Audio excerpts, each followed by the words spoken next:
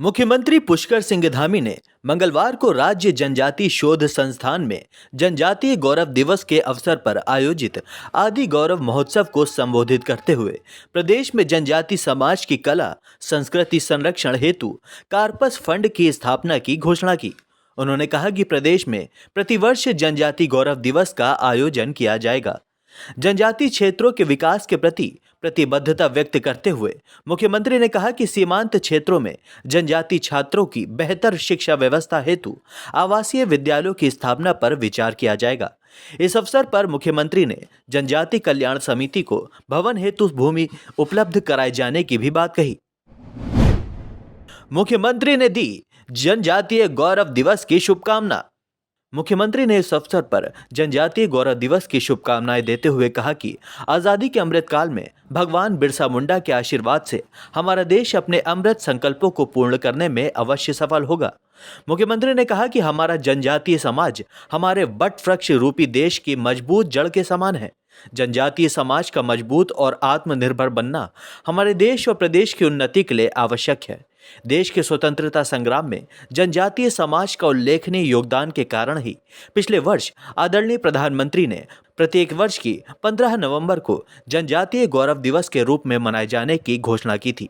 इससे जहां एक ओर जनजातीय कलाकारों को अपनी प्रतिभा प्रदर्शित करने का अवसर मिलता है, वहीं गैर जनजातीय समुदाय को भी जनजातीय समाज की कला एवं संस्कृति की विशेषताओं से अवगत होते हैं।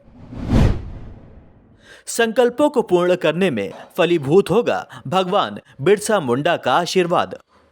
मुख्यमंत्री ने कहा कि 2014 से पहले की सरकारों में आदिवासी समाज को आगे बढ़ाने के लिए आवश्यक राजनीतिक इच्छाशक्ति की कमी थी।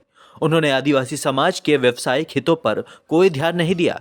ये सरकारें दिखावे तक ही आदिवासी समाज के विकास की बात किया करती थी। लेकिन 2014 के बाद से देश में चाहे शिक्षा का क्षेत्र हो या चिकित्सा का क्षेत्र हो, आदिवासी समाज के हितों का ध्यान रखकर ही देश और प्रदेश की सरकारें अपनी समस्त योजनाएं बना रही हैं। मुख्यमंत्री ने कहा कि प्रधानमंत्री नरेंद्र मोदी के विजन के अनुरूप उत्तराखंड के सुदूर सीमांत क्षेत्रों को भी विकास की मुख्य धारा से जोड़ने का कार्य किया जा रहा है। राज्य के स्थानीय उत्पादों एवं उद्योगों को बढ़ावा देने के लिए हम निरंतर प्रयासरत हैं। उन्होंने कहा कि प्रधानमंत्री नरेंद्र मोदी ने 21 अक्टूबर 2022 को देश के जनजातीय बाहुल्य प्रथम गांव माड़ा में राज्य के उत्पादों की सराहना करते हुए देशवासियों से अपील की कि वो अपनी यात्रा में जितना व्यय करते हैं उसका कम से कम 5% स्थानीय उत्पादों को क्रय करने पर व्यय करें। इसका निश्चित रूप से लाभ हमारे प्रदेश को मिलेगा तथा वोकल फॉर लोकल की अवधारणा को मजबूती भी मिलेगी।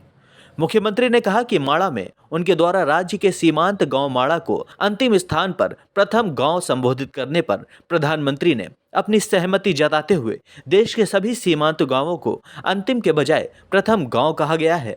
ये देश के सभी सीमांत क्षेत्रों के निवासियों के लिए सम्मान की बात है। Bureau report, Dastak times.